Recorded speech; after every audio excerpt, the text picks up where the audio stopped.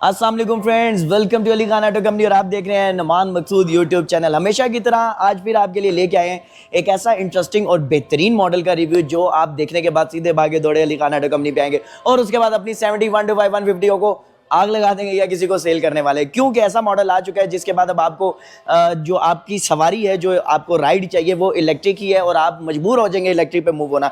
क्यों, ऐसे क्या फीचर्स है, तो आज की इस वीडियो में हम आपको बताने लगे। और सबसे पहले इंट्रोड्यूस करवाते हैं the all new thrill pro model. If you ready to rule the roads of Pakistan, तो आज अली खान ऑटो कंपनी के ऊपर, क्योंकि आपको मिलने वाला है मेट्रो का थ्रिल प्रो। तो थ्रिल प्रो के क्या स्पेसिफिकेशंस है, क्या फीचर्स है, आज की इसकी वीडियो में हम आपको बताने वाले हैं।